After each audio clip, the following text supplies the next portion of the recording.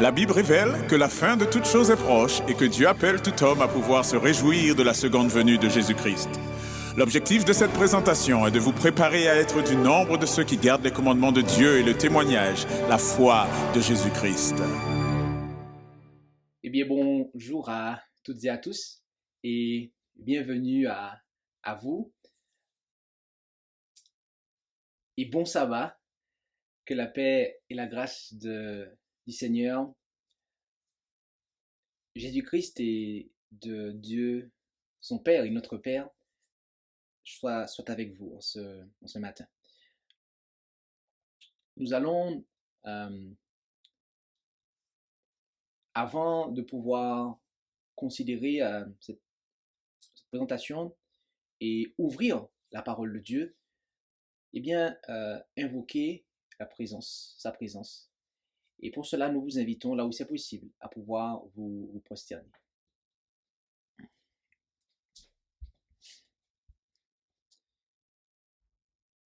Notre Dieu, notre Père céleste, merci pour ce doux privilège que tu nous accordes de pouvoir nous présenter devant toi en cet instant. Merci pour ta grâce que tu nous accordes et que tu nous manifestes en Jésus-Christ, ton Fils, en qui nous avons le pardon et la purification de nos péchés. Et c'est par ses mérites, Seigneur, que nous venons en cet instant réclamer la bénédiction promise, ton Esprit Saint, que tu puisses ouvrir notre intelligence, mais aussi notre cœur, le cœur à chacun, de sorte que chacun d'entre nous, nous puissions être en mesure de pouvoir discerner et comprendre et ce que nous allons considérer en cet instant.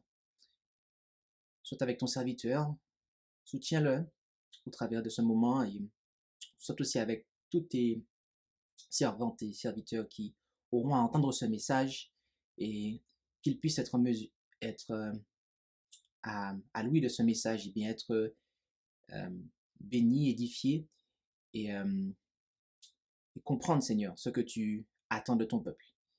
Et ce sont là les grâces que nous te demandons, non que nous en soyons dignes, mais au nom et par les mérites de Jésus, et pour ta gloire, Père. Amen.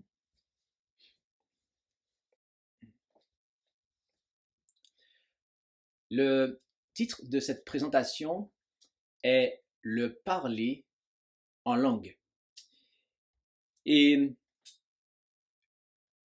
nous allons, à travers cette présentation qui sera véritablement une étude biblique, eh bien, tâcher de comprendre ce qu'il en est du parler en langue. Et tout d'abord, nous aimerions vous inviter à considérer le véritable don des langues. Dieu donne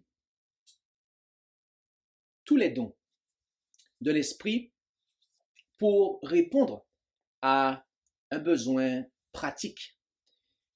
Et quel est le besoin auquel répond le don des langues? Eh bien, considérons ensemble Matthieu 28, versets 18 à 20. Matthieu 28, versets 18 à 20. Et Jésus, s'approchant, leur parla et leur dit: toute puissance m'a été donnée dans le ciel et sur la terre. Allez donc et instruisez toutes les nations, les baptisant au nom du Père, du Fils et du Saint-Esprit, et leur apprenant à garder tout ce que je vous ai commandé. Et voici, je suis avec vous tous les jours jusqu'à la fin du monde. Amen.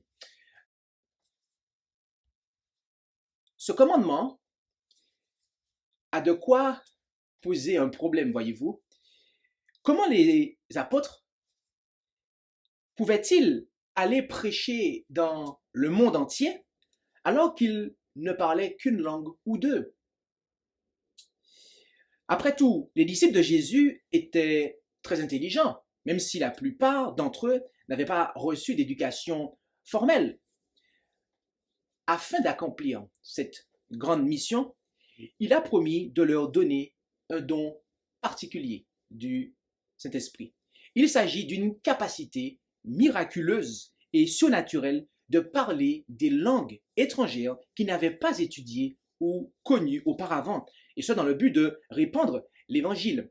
Et nous pouvons lire en Marc 16, verset 17, et voici les miracles qui accompagneront ceux qui auront cru. Ils chasseront les démons en mon nom, ils parleront de nouvelles langues. Le fait que Jésus ait dit que ces nouvelles langues seraient un signe indique que la capacité de les parler ne serait pas le résultat d'une étude linguistique normale. Il s'agirait plutôt de dons instantanés permettant de prêcher couramment dans une langue jusque-là inconnue pour l'orateur. Et il n'y a que 3 exemples réels de parler en langue enregistrés dans les Saintes Écritures, notamment au niveau du Nouveau Testament. Il s'agit de Actes chapitre 2, chapitre 10 et 19. Et si nous examinons ces 3 cas, eh bien, nous serons alors à même d'obtenir une image plus claire de ce don qui, à l'heure actuelle, est controversé. Commençons par considérer le premier passage qui se trouve en Acte 2, versets 1 à 4, où il est dit « Le jour de la Pentecôte étant arrivé, ils étaient tous d'un accord dans un même lieu. Alors il vint tout à coup du ciel un bruit comme celui d'un vent qui souffle avec impétuosité, et il remplit toute la maison où ils étaient. Et il leur apparut des langues séparées comme de feu, et qui se posèrent sur chacun d'eux. Et ils furent tous remplis du Saint-Esprit. Et ils commencèrent à parler des langues étrangères, selon que l'Esprit les faisait parler. » Le feu est un symbole de puissance. Dieu a envoyé ce don sous la forme de langue de feu afin qu'ils sachent qu'il donnerait du pouvoir, de la puissance à leur faible langue.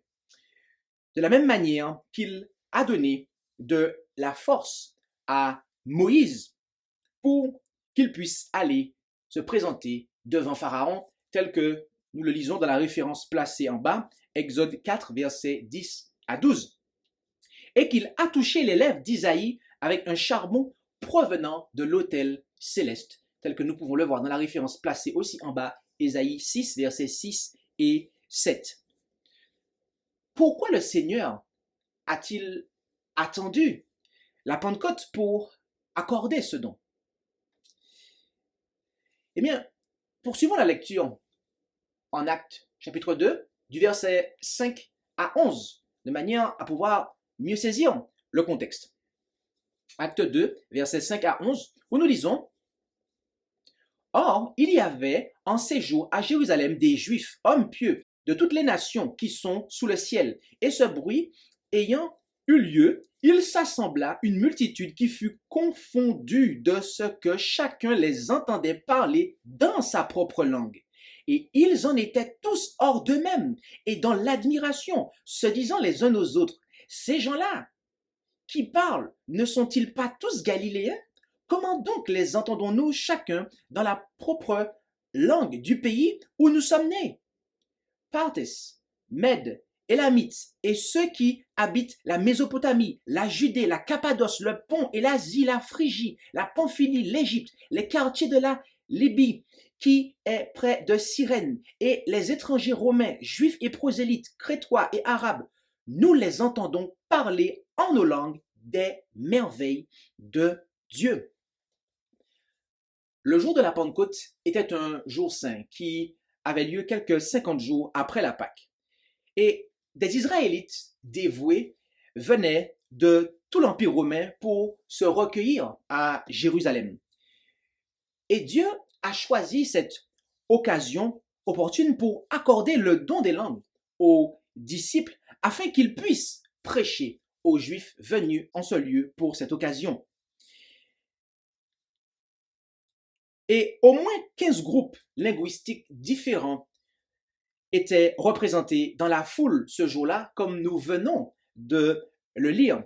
En conséquence, des milliers de ces visiteurs ont été convertis, comme nous relate la suite du passage. Puis, après la Pentecôte, ils ont à leur tour rapporté leur nouvelle foi dans leur pays respectif. Et à partir de cet exemple, il devrait être clair que le don des langues a été accordé pour communiquer l'Évangile dans les différentes langues existantes du monde. Nous précisons cela car certains suggèrent à tort que le miracle de la Pentecôte était un don d'entendre et de comprendre différentes langues. Ce qui n'est pas exact, puisqu'il ne s'agit pas d'un don d'ouïe, le fait d'ouïr, d'entendre, donné aux auditeurs, mais plutôt un don de l'esprit donné pour permettre aux croyants de parler, comme on peut le voir en Acte 2, verset 4. On ne l'appelle pas le don des oreilles pour les auditeurs, mais le don des langues pour ceux qui sont locuteurs. En outre, le signe n'était pas des oreilles de feu sur les auditeurs, mais des langues de feu sur ceux qui annonçaient la parole. Et il est aussi parfois suggéré que le don des langues est une espèce de langage céleste, compris uniquement par Dieu ou par ceux qui ont le don d'interprétation. Dans le chapitre 2 des Actes des Apôtres, la Bible indique clairement que les disciples et ceux qui écoutaient comprenaient ce qui était prêché, à savoir les merveilles de Dieu. Pouvons-nous lire au verset 11. Examinons maintenant le deuxième exemple, à savoir lorsque Pierre prêcha à Corneille et à sa famille. Rendons-nous en Acte 10, versets 44 à 46. Acte 10, versets 44 à 46. Comme Pierre tenait encore ce discours, le Saint-Esprit descendit sur tous ceux qui écoutaient ce qu'il disait, et tous les fidèles circoncis qui étaient venus avec Pierre furent étonnés de ce que le don du Saint-Esprit était aussi répandu sur les gentils, car ils les entendaient parler diverses langues et glorifiaient Dieu. Acte 10, verset 1, si vous le considérez, nous dit que Corneille était italien, tandis que Pierre était juif et parlait aussi l'araméen. L'histoire nous apprend également que les serviteurs d'une maison romaine pouvaient venir de n'importe où dans le monde. Comme il y avait des barrières linguistiques évidentes lors de cette réunion, Pierre a probablement commencé à prêcher par l'intermédiaire d'un interprète. Mais lorsque le Saint-Esprit a été déversé sur Corneille et sa famille, les Juifs, avec Pierre, ont été en mesure de comprendre les païens qui parlaient dans des langues autres que leur langue maternelle. Il est écrit que les Juifs les ont entendus magnifier Dieu dans ces langues, ou glorifier Dieu dans la version que nous avons lue. Et en rapportant plus tard cette expérience aux dirigeants de l'Église, Pierre déclara en Acte 11, verset 15, « Et comme je commençais à parler, le Saint-Esprit descendit sur eux, ainsi qu'il était aussi descendu sur nous comme au commencement. » Pierre nous dit ici clairement que Corneille et sa famille ont reçu le même don des langues de la même manière que les disciples le jour de la Pentecôte. En d'autres termes, ils ont parlé des langues qu'ils n'avaient pas connues auparavant, d'une manière qui pouvait être comprise. Le troisième et dernier exemple de parler en langue est lorsque Paul a prêché à 12 disciples éphésiens, tel que nous pouvons le voir en Acte 19, verset 6, où il est dit: « Et après que Paul leur eut imposé les mains, le Saint-Esprit descendit sur eux, et ils parlaient diverses langues et prophétisaient. » Paul était le plus instruit et le plus grand voyageur parmi les apôtres, et il parlait lui-même plusieurs langues, comme il le déclare en 1 Corinthiens 14, verset 18. Lorsque le Saint-Esprit est venu sur ces 12 Éphésiens, Paul a reconnu qu'il prophétisait ou prêchait dans de nouvelles langues. Il est fort probable qu'il s'exprimait dans des langues courantes de l'Empire romain, courantes plus précisément dans l'Empire romain, car cela aurait été pratique pour la diffusion de l'Évangile. Et notez que l'auteur du livre des Actes, à savoir Luc, ne dit pas qu'ils ont reçu une forme de langue différente des deux premiers exemples. Nous devons donc conclure qu'il s'agissait du même type de don que celui qui avait été accordé à la fois à la Pentecôte, mais aussi à Corneille et sa famille. Ainsi, vous constaterez donc que les seules fois où le don des langues a été associé à l'effusion du Saint-Esprit, c'est lorsque des personnes appartenant à plusieurs groupes linguistiques étaient réunies, créant ainsi des barrières de communication. Remarquez qu'au chapitre 4 des Actes, vous avez une répétition de l'expérience décrite au chapitre 2. Le lieu a été secoué et ils ont été remplis du Saint-Esprit, mais comme il n'y avait pas d'étrangers présents, le don des langues était absent. Acte 4, 31 nous dit: « Lorsqu'ils eurent prié, le lieu où ils étaient assemblés trembla, et ils furent tous remplis du Saint-Esprit, et ils annonçaient la parole de Dieu avec hardiesse. »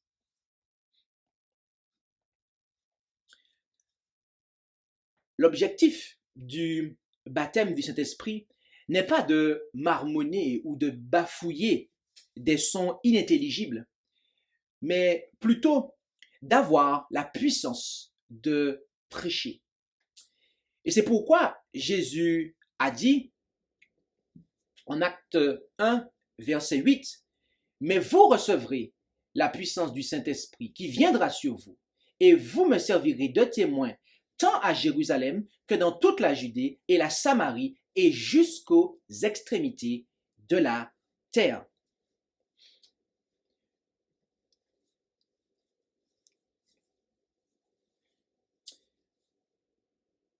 Des 14 livres du Nouveau Testament écrits par Paul, la première épître aux Corinthiens est la seule dans laquelle il aborde le sujet des langues. L'Église de Corinthe avait manifestement un problème spécifique et temporaire, car la deuxième lettre de Paul aux Corinthiens ne mentionne même pas ce don des langues. La ville antique de Corinthe était célèbre pour ses deux ports maritimes internationaux. Et parce que l'église de Corinthe était un creuset pour de nombreuses nationalités différentes, ses services devenaient souvent chaotiques et confus.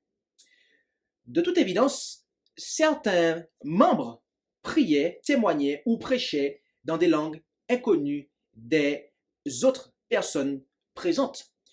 C'est pourquoi Paul a ordonné que s'il parlait dans une langue inconnue de la majorité, il devait se taire, à moins qu'il n'y ait quelqu'un pour interpréter ou pour traduire, comme on peut le voir en 1 Corinthiens 14, verset 28, que nous allons prendre dans quelques instants. En d'autres termes, il n'est pas poli de parler dans une langue que votre auditoire ne peut pas comprendre. En effet, prêtons attention aux déclarations suivantes.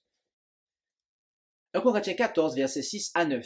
Maintenant, frères, si je venais parmi vous en parlant des langues, à quoi vous serais-je utile si je ne vous adressais des paroles de révélation ou de science ou de prophétie ou de doctrine? De même, si les choses inanimées qui rendent un son, soit une flûte, soit une harpe, ne forment pas des tons distincts, comment comprendra-t-on ce qui est joué sur la flûte ou sur la harpe? Et si la trompette rend un son confus, qui se préparera au combat? Vous de même, si en parlant une langue, vous faites un discours qui ne puisse être compris, comment saura-t-on ce que vous dites? Car vous parlerez en l'air. Et encore, au verset 19 du même chapitre, mais j'aime mieux prononcer dans l'Église 5 paroles par mon intelligence afin d'instruire aussi les autres que 10 000 paroles dans une langue inconnue. Et encore, au verset 27 et 28, s'il y en a qui parlent une langue, qu'il n'y ait que 2 ou 3, tout au plus, et l'un après l'autre, et qu'il y ait un qui interprète. S'il n'y a point d'interprète, que celui qui parle une langue se taise dans l'Église et qu'il parle à lui-même et à Dieu. Il est vraiment étonnant que certaines personnes prennent ce passage et l'utilisent comme une excuse pour bavarder pendant les services. Le message constant de Paul à travers les Écritures est tout le contraire. En 1 Timothée 6, verset 20, nous lisons « Ô Timothée, garde le dépôt, fuyant les discours vains et profanes et les disputes d'une science faussement ainsi nommée. » Et en 2 Timothée 2, verset 16, Paul répète ce conseil en disant « Mais évite les discours profanes et vains, car ceux qui les tiennent tombent toujours plus dans l'impiété. » En d'autres termes, le but même du don de la parole est de communiquer vos pensées. Si les personnes présentes ne comprennent pas votre communication, alors gardez le silence.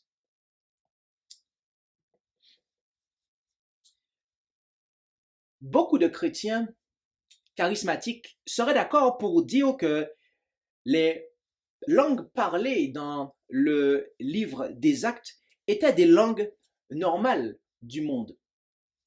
Mais ils s'empressent d'ajouter qu'il existe un second don.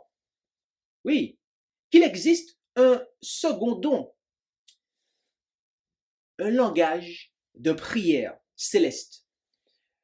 Ce don, disent-ils, sert à exprimer les soupirs qui ne peuvent être exprimés. Et en citant Romains 8, verset 26. Le but, disent-ils, est que le diable ne puisse pas comprendre nos prières. Mais, nulle part dans la Bible, nous sommes enseignés à cacher nos prières au diable. Et est-ce que vous savez pourquoi il n'y a nulle part dans la Bible un enseignement ou un exemple où nous sommes invités à cacher nos prières au diable? C'est parce qu'il tremble lorsqu'un chrétien prie avec ferveur. Cette doctrine d'une langue de prière se fonde principalement sur 1 Corinthiens 14, 14, où Paul déclare: car si je prie dans une langue, mon esprit prie, mais mon intelligence est sans fruit. Ils interprètent ce passage comme signifiant que lorsque Paul priait en esprit, il utilisait un langage céleste et ne savait lui-même pas ce qu'il disait. Cette théorie, voyez-vous, soulève une question importante. Comment le suppliant pourrait-il savoir si sa prière est exaucée? Que dit donc réellement Paul en 1 Corinthiens 14, 14? Le problème de compréhension de ce verset vient en partie de la lourdeur de la traduction. Permettez-moi de formuler ce verset en français moderne et courant pour vous. Si je prie dans une langue que ceux qui m'entourent ne connaissent pas, je prierai peut-être avec l'esprit, mais mes pensées seront infructueuses pour ceux qui écoutent. Paul est catégorique. Si nous prions à haute voix, nous devons soit prier pour que les personnes qui nous entourent puissent comprendre, soit nous taire. Et remarquez les versets suivants. 1 Corinthiens 14, versets 15 et 16. Qu'y a-t-il donc à faire? Je prierai par l'esprit, mais je prierai aussi par l'intelligence. Je chanterai par l'esprit, mais je chanterai aussi par l'intelligence. Autrement, si tu bénis en esprit, comment celui qui tient la place d'un ignorant répondra-t-il l'amen à ton action de grâce, puisqu'il ne sait pas ce que tu dis?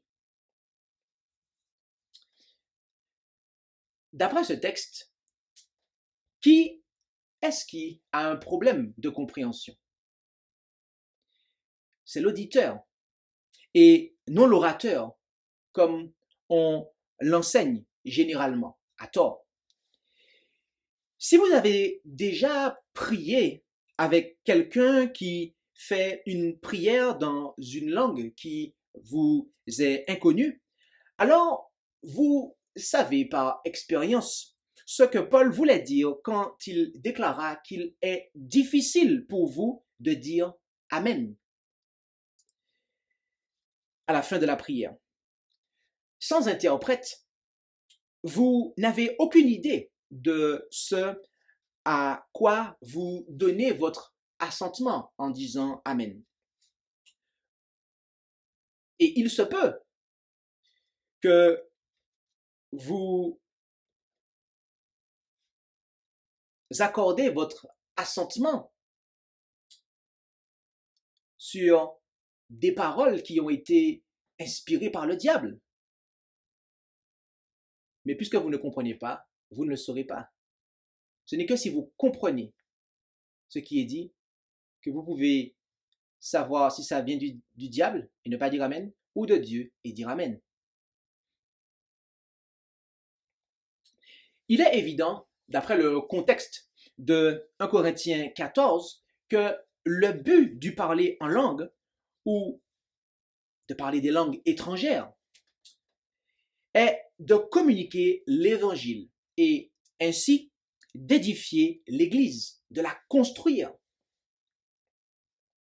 Si les auditeurs ne comprennent pas la langue parlée, ils ne peuvent pas être édifiés.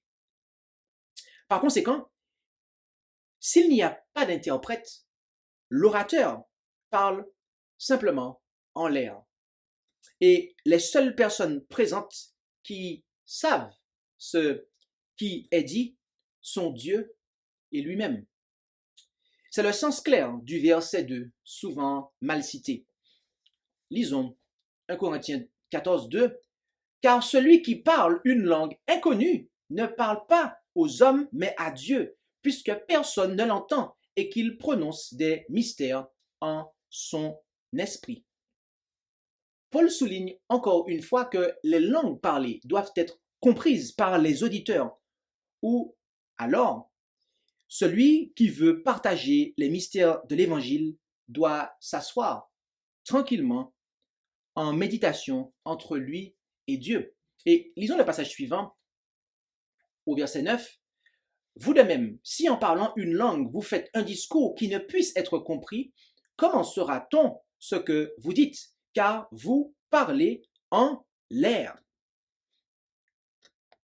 Et encore, 1 Corinthiens 14, verset 28, s'il n'y a point d'interprète, que celui qui parle une langue se taise dans l'Église et qu'il parle à lui-même et à Dieu. Il est clair que l'objectif des langues, et plus précisément de ce don des langues, est de franchir les barrières linguistiques de manière à pouvoir communiquer l'Évangile. Et certains ont posé la question en disant, Paul n'a-t-il pas dit qu'il parlait avec les langues des anges? Non. Lisons ce qu'il a déclaré en 1 Corinthiens 13, du verset 1 à 3. Quand je parlerai les langues des hommes, même des anges, si je n'ai point la charité, je suis comme l'airain qui résonne ou comme une cymbale qui retentit. Et quand même j'aurai le don de prophétie et que je connaîtrai tous les mystères et toute la science, et quand même j'aurai toute la foi jusqu'à transporter les montagnes, si je n'ai point la charité, je ne suis rien. Et quand même je distribuerai tous mes biens pour la nourriture des pauvres, et quand même je livrerai mon corps pour être brûlé, si je n'ai point la charité, cela ne me sert de rien. Et nous précisons que le mot charité ici doit être compris comme étant amour. Très précisément, amour agapé, l'amour inconditionnel. Fin de la parenthèse.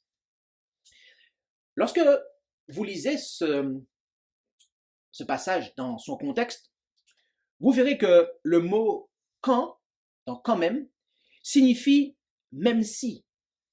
Par exemple, Paul a également dit au verset 2, quand même j'aurai toute la foi.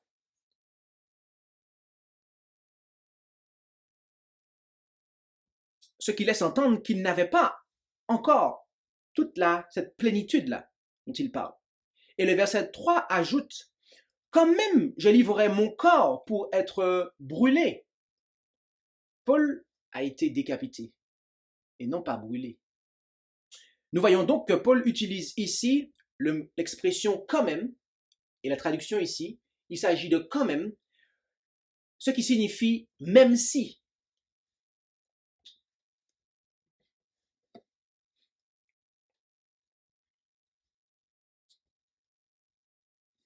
Les dons de l'esprit, y compris le véritable don des langues, sont nécessaires et disponibles pour l'Église aujourd'hui. Mais les Écritures enseignent que certains des dons sont plus importants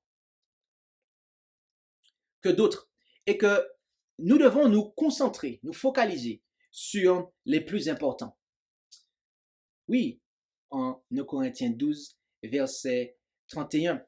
Or, désirez avec ardeur les dons les meilleurs, et je vais vous montrer une voie encore plus excellente, après quoi il expose l'amour agapé, l'amour inconditionnel.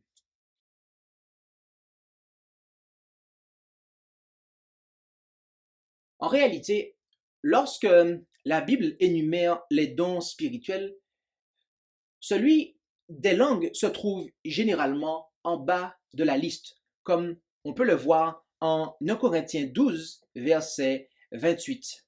Et Dieu a établi dans l'Église, premièrement, les apôtres, secondement, les prophètes, en troisième lieu, les docteurs, ensuite, ceux qui opèrent des miracles, puis ceux qui ont les dons de guérir, de secourir, de gouverner, de parler diverses langues. Et encore, en 1 Corinthiens 14, verset 5, où il est dit, je souhaite que vous parliez tous des langues, mais surtout que vous prophétisiez, car celui qui prophétise est plus grand que celui qui parle des langues, à moins qu'il ne les interprète, afin que l'Église en reçoive de l'édification. Pourtant, certains prédicateurs charismatiques ont renversé cette liste et ont fait du don des langues le point central de leur prédication. Ils voudraient faire croire aux croyants que le chrétien qui ne parle pas en langue est un citoyen de seconde zone en matière du royaume de Dieu. Mais Paul précise que des dons différents sont donnés à des personnes différentes et que personne n'est censé avoir tous les dons. Il demande, en effet, en 2 Corinthiens 12, versets 29 et 30, tous sont-ils apôtres? Tous sont-ils prophètes? Tous sont-ils docteurs? Tous opèrent-ils des miracles? Tous ont-ils le don de guérir? Tous parlent-ils des langues? Tous interprètent-ils? La réponse est évidemment non. Comment reconnaît-on un arbre? À ses fruits, d'après ce que nous pouvons lire en Matthieu 7, verset 16. Le don des langues est-il un fruit de l'esprit ou fait-il partie du fruit de l'esprit? Non, la réponse est non, car la Bible nous dit très précisément ce qu'est le fruit de l'esprit. En effet, en Galates 5, verset 22, mais le fruit de l'esprit est la charité, la joie, la paix, la patience, la bonté, l'amour du bien, la fidélité, la douceur, la tempérance. Et si vous prenez le contexte, vous verrez que nulle part, il est dit que le don des langues fait partie du fruit de l'esprit. Si tel était le cas, les prédicateurs charismatiques faisant du don des langues la pierre angulaire de leur mouvement auraient raison de dire que ceux qui ne parlent pas des langues, ceux qui ne parlent pas en langue, comme ils le disent, eh bien, n'ont pas reçu le Saint-Esprit. Mais l'Écriture est claire. Le don des langues n'est pas et ne fait pas partie du fruit de l'Esprit. Ce qui signifie que vous pouvez avoir reçu le Saint-Esprit, même si vous ne parlez pas en langue, ou que vous ne parlez pas encore en langue, selon que Dieu l'aura décidé.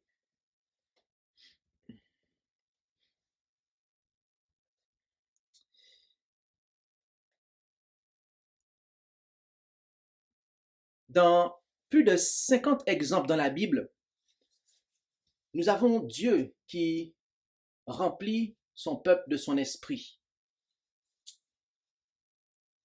Et 3 fois seulement,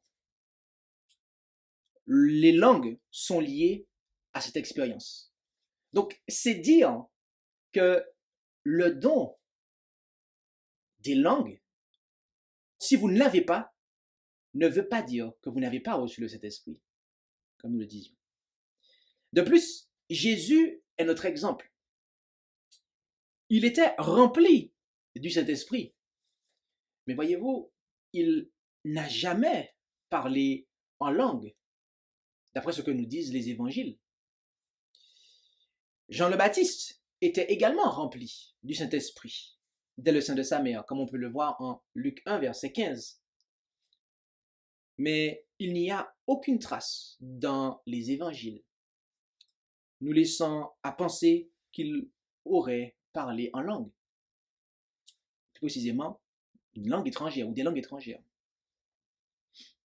Sur les 27 livres du Nouveau Testament, seuls 3 font une quelconque référence au don des langues. Il y a environ 39 auteurs bibliques.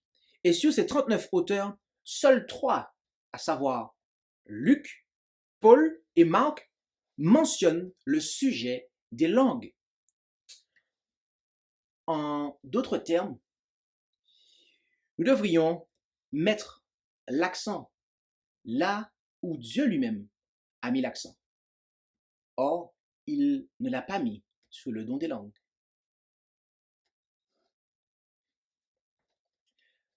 Le véritable don des langues est un outil puissant pour la proclamation de l'Évangile. Mais souvenez-vous que le diable a une contrefaçon pour chaque vérité de Dieu. La glossolalie est le mot souvent utilisé pour décrire l'expérience populaire que l'on retrouve dans la plupart des églises charismatiques. Et il est défini comme suit par le Robert Dictionnaire. Langage personnel inventé par certains malades mentaux ou dans un but ludique. Et à cela, comparé avec la définition d'une langue donnée par ce même dictionnaire. Et nous ferons lecture du deuxième point et de ces 4 définitions. Langue, système d'expression et de communication par des moyens phonétiques, etc., etc. Deuxièmement, langue parlée ou écrite. Je reprends, langue parlée ou écrite spéciale à certaines matières. Troisièmement, façon de s'exprimer par le langage. Quatrièmement, mode d'expression.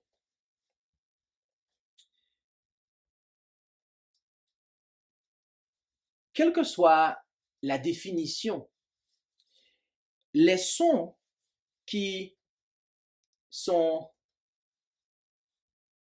disjoints, dirons-nous,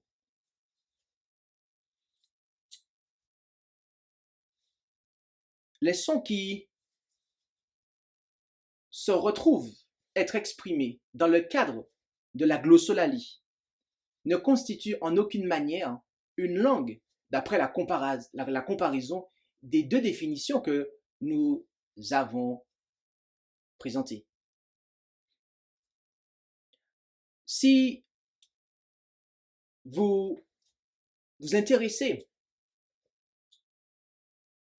à ce qui se passe dans ces milieux charismatiques, ou que vous avez eu l'occasion de pouvoir faire ces expériences-là, ou entendre des personnes témoigner, vous verrez que les personnes qui font cette expérience de glossolalie prononcent des paroles qui sont tout simplement incompréhensibles.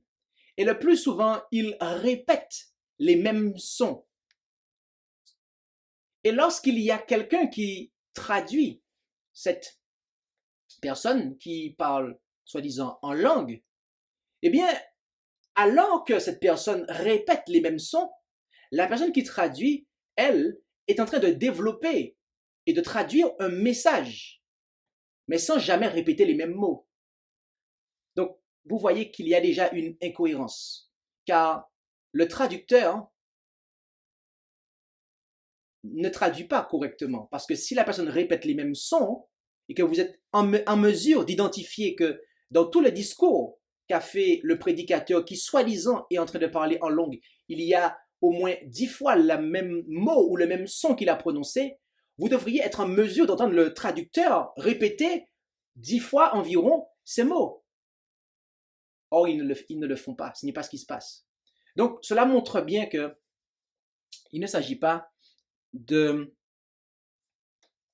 influence divine qui se cache derrière cela. Mais alors, quelle est l'origine de cette contrefaçon du don des langues? Cette manifestation moderne des langues trouve ses racines non pas dans la Bible, mais plutôt dans d'anciens rituels spirituels païens.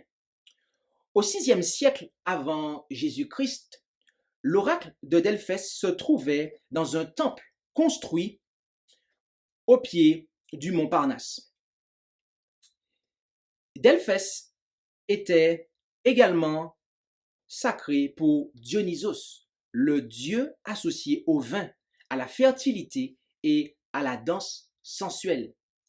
Et pour les 9 muses, déesses protectrices de la musique.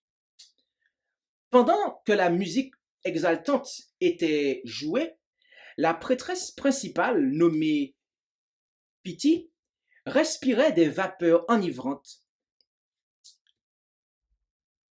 entrait dans une transe frénétique, puis se mettait à jacasser. Les sons étranges que la prêtresse marmonnait étaient ensuite interprétés par un prêtre qui parlait généralement en vers. Les paroles de la prêtresse étaient considérées comme les paroles d'Apollon. Mais les messages étaient si ambigus qu'il était rare de pouvoir prouver qu'ils étaient faux. Dans de nombreuses tribus africaines païennes, afin d'invoquer la bénédiction de leur dieu, les gens sacrifiaient un poulet ou une chèvre, puis dansaient autour d'un feu pendant de longues heures en chantant des chansons au rythme hypnotique de tambour. Et certaines personnes finissaient par être possédées par leur dieu et commençaient à parler des langues étrangères du monde des esprits. Le sorcier ou le prêtre local traduisait alors les messages. Et ce rituel est encore pratiqué aujourd'hui par certains catholiques vaudous des Antilles. Cette pratique païenne a fait son entrée dans les églises chrétiennes d'Amérique du Nord au début des années 1800. De nombreux esclaves africains amenés en Amérique et forcés d'accepter le christianisme étaient incapables de lire la Bible par eux-mêmes. Et même s'ils venaient de diverses tribus d'Afrique, la plupart d'entre elles avaient en commun une pratique, les danses des esprits, où la personne possédée par l'esprit marmonnait. Les esclaves l'associèrent par erreur au don des langues chrétiens et commencèrent à en incorporer une version modifiée dans leurs réunions. Ces services frénétiques qui s'accompagnaient d'une lourde musique et laquelle était aussi rythmée ne se sont d'abord répandus que dans le sud et les participants étaient qualifiés de Holy Warriors par les principales confessions. Certains allaient même jusqu'à saisir des serpents venimeux pendant leur transe de possession pour prouver qu'ils avaient l'esprit. Ce qui était une utilisation abusive de Marc 16, verset 18, qui dit « Ils saisiront des serpents », en référence à la fois où Paul a été accidentellement mordu par un serpent, mais il n'a pas été empoisonné par son venin. Voir Acte 28, versets 3 à 6. Et pour les gens, chasser et ramasser des serpents mortels afin de prouver qu'ils ont l'esprit, c'est en réalité tenter Dieu. L'expansion nationale du mouvement pentecôtiste parmi les Caucasiens a commencé à Los Angeles, à la mission de l'évangile de la foi apostolique. Le leader, et ce en 1906, précisons, le leader était un ancien prédicateur noir de la sainteté nommé William Seymour. À partir de là, les dirigeants ont continué à affiner les doctrines et à les rendre plus attrayantes et plus acceptables pour les autres chrétiens plus traditionnels. Puis, vers les années 1960, le mouvement charismatique a commencé à attirer des adeptes au sein des dénominations traditionnelles. Il a ensuite connu une croissance explosive jusqu'à ce que l'on compte aujourd'hui plusieurs millions de charismatiques dans les églises protestantes et catholiques du monde entier. Il est important de noter le rôle prépondérant de la musique dans toutes les religions païennes qui pratiquent la glossolalie. Ce faux don des langues a d'abord pris pied dans les églises traditionnelles par le biais de la musique païenne baptisée et des styles de culte. Les rythmes dominants, répétitifs et syncopés désarment les puissances supérieures de raisonnement et mettent l'esprit subconscient dans un état hypnotique. Dans cet état de vulnérabilité, l'esprit de l'énonciation extatique trouve un accès facile. Aujourd'hui, le diable utilise ce faux don des langues comme un cheval de Troie pour introduire des styles de culte païen dans les églises chrétiennes avec un succès effrayant. Satan veut détourner l'attention des chrétiens de la foi pour les amener au sentiment. Certaines de ces églises charismatiques vont jusqu'à dire que la Bible est la vieille lettre et que les messages qui viennent par les langues sont les révélations fraîches de l'esprit et donc plus fiables. Et donc, vous voyez que à travers cette contrefaçon, Satan est en train de préparer la séduction finale. Mais comment l'esprit œuvre-t-il dans la vie d'un être humain? Le concept selon lequel une personne qui est remplie de l'esprit devrait tomber par terre, se vautrer et marmonner est une insulte en réalité au Saint-Esprit. La raison pour laquelle Dieu nous donne son esprit est afin de restaurer en nous son image, à savoir son caractère, et non de nous priver de toute notre dignité et du contrôle que nous devons avoir sur nous-mêmes. Sur le mont Carmel, les prophètes païens de Baal ont sauté sur l'autel et ont crié et gémi. Ils prophétisaient et se mutilaient. En revanche, Élie s'est agenouillé tranquillement et a prononcé une simple prière. Et nous vous invitons à lire pour vous-même 1 Roi 18, versets 17 à 46, pour vous rendre compte du contraste frappant entre ces deux adorations. Et pour vous rendre compte aussi que ceux qui aujourd'hui font fonction de prêtres de Baal, eh bien, parmi leurs rangs se trouvent ces prédicateurs charismatiques qui promotionnent ce faux don des langues.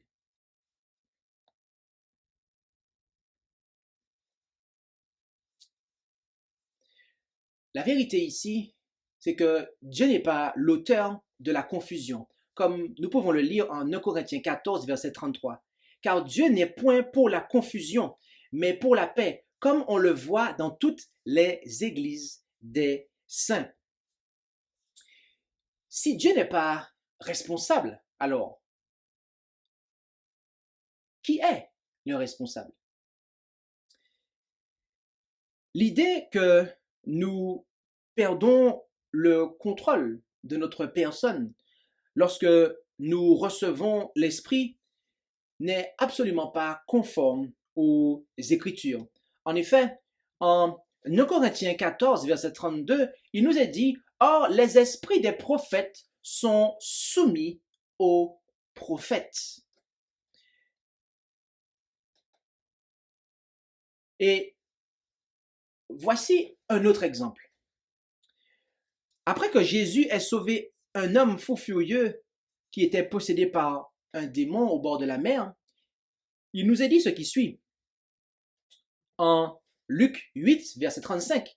Alors les gens sortirent pour voir ce qui s'était passé. Et étant venus vers Jésus, ils trouvèrent l'homme duquel les démons étaient sortis, assis aux pieds de Jésus, habillé et dans son bon sens. Et ils furent saisis de frayeur. Bien-aimés, l'invitation de Dieu est la suivante pour nous. Ésaïe 1, verset 18. Venez et discutons, dit l'Éternel. Même si vos péchés sont couleur cramoisie, ils deviendront blancs comme la neige. Même s'ils sont rouges comme la pourpre, ils deviendront clairs comme la laine. Dieu veut que nous puissions utiliser notre intelligence, notre tête, afin de pouvoir, parler avec lui. Mais l'ennemi de nos âmes, quant à lui, ne le souhaite pas. Il veut que ce soit la confusion. Pourquoi la compréhension du sujet des langues est-elle si essentielle pour nous aujourd'hui? C'est parce que le mouvement charismatique moderne fait partie de ce qui a été prédit dans la prophétie biblique. En effet, en Apocalypse, chapitre 18, versets 1 à 4, nous lisons « Et il cria avec force et à grande voix et dit, elle est tombée, Babylone la grande, et elle est devenue la demeure des démons, et le repère de tout esprit immonde, et le repère de tout oiseau immonde et horrible, car toutes les nations ont bu du vin de la fureur de sa fornication, et les rois de la terre se sont prostitués avec elle, et les marchands de la terre se sont enrichis de l'abondance de son luxe. Puis j'entendis une autre voix du ciel qui disait, sortez du milieu d'elle, mon peuple, de peur que, participant à ses péchés, vous n'ayez aussi part à ses plaies. » Nous devons nous rappeler que l'une des principales caractéristiques de l'ancienne Babylone, à la tour de Babel, très précisément, était la confusion des langues, comme on peut le voir en Genèse 11, versets 7 à 9. L'Apocalypse nous dit que dans les derniers jours, le peuple de Dieu doit être appelé à quitter Babylone, ainsi que les systèmes religieux contrefaits qui sèment la confusion.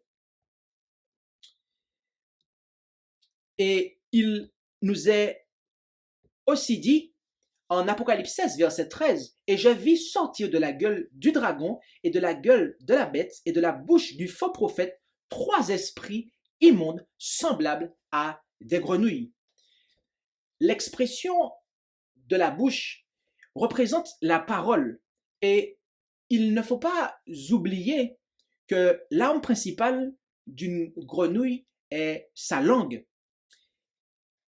Que signifient donc les langues impures? Ou quel peut en être le sens ou l'un des sens?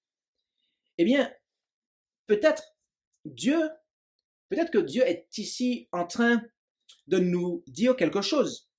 Rappelez-vous que la confusion des langues à Babel n'était pas une bénédiction de l'esprit, mais plutôt une malédiction en conséquence de leur rébellion. En fait, notre mot moderne pour babillage vient de l'histoire de l'ancienne Babel. À la Pentecôte, la malédiction de Babel a été inversée afin que d'autres puissent comprendre l'Évangile.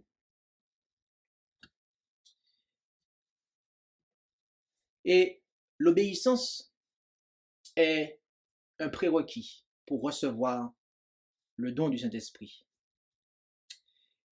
Il y a quelques exigences de base pour recevoir ce don très précieux de l'Esprit. En effet, en Jean 14, versets 15 à 17, nous lisons « Si vous m'aimez, gardez mes commandements, et je prierai le Père qui vous donnera un autre consolateur pour demeurer éternellement avec vous. L'Esprit de vérité que le monde ne peut recevoir parce qu'il ne le voit point et ne le connaît point, mais vous le connaissez parce qu'il demeure avec vous et qu'il sera en vous. Et encore, en Acte 5, verset 32, nous lisons « Et nous lui sommes témoins de ces choses, aussi bien que le Saint-Esprit que Dieu a donné à ceux qui lui obéissent. » Pourquoi Dieu accorde-t-il l'Esprit?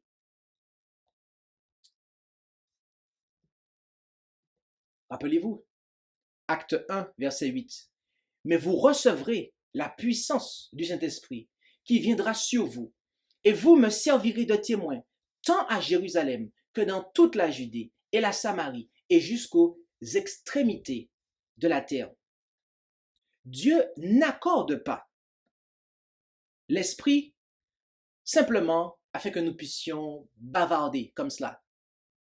Mais il nous l'accorde comme une puissance pour témoigner. Comment pouvons-nous recevoir l'authentique don du Saint-Esprit? Eh bien, considérons notre passage de conclusion, lequel se trouve en Luc 11, verset 13.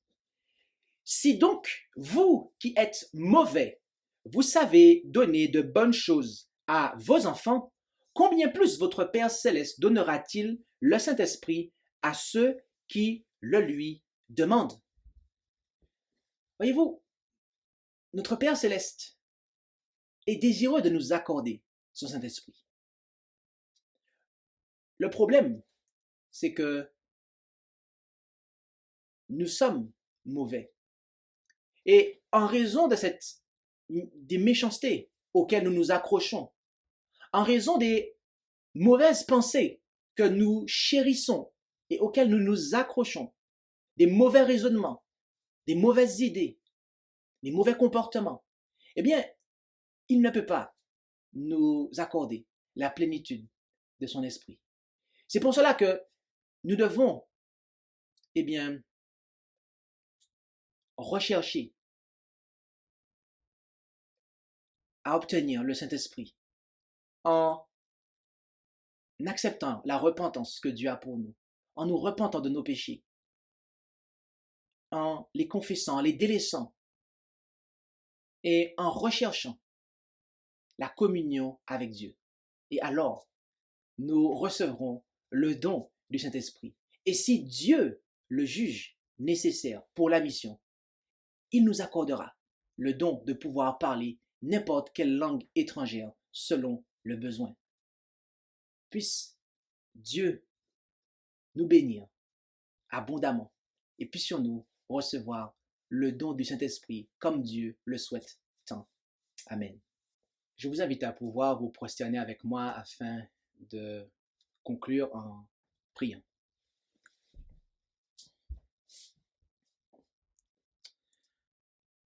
Notre Dieu, notre Père céleste, merci pour ta parole qui est une lampe à nos pieds, une lumière sur notre sentier. Et tu nous fais comprendre ce qu'est le véritable don des langues. Mais aussi tu nous permets de voir la contrefaçon qu'il y a et les conséquences que cela entraîne et comment cela est destiné à pouvoir nous éloigner de toi. Alors, veuille nous aider à pouvoir être fermement établis dans la vérité et de manière à pouvoir non seulement ne pas être ébranlé, mais aussi de pouvoir affermir d'autres dans cette vérité. Bénis-nous, Père, par ce don que tu désires nous accorder, le Saint-Esprit, et que pour cela, nous puissions nous préparer comme tu l'entends, comme tu nous as demandé de nous préparer, que tout ce qui fait obstacle à la réception de ton Esprit dans notre vie, eh bien, nous puissions, au nom de Jésus, nous en débarrasser, afin d'être remplis jusqu'à toute la plénitude de ton Esprit. Bénis chacun d'entre nous, nous t'en prions, au nom et par les mérites de Jésus. Amen. Merci d'avoir écouté cette présentation avec intérêt. Pour plus d'informations, consultez notre site internet lereste.org et suivez-nous sur Facebook ainsi que sur YouTube à @lereste. Vous pouvez aussi nous contacter par email à info@lereste.org ou par téléphone au plus 33 6 12 60 13 69.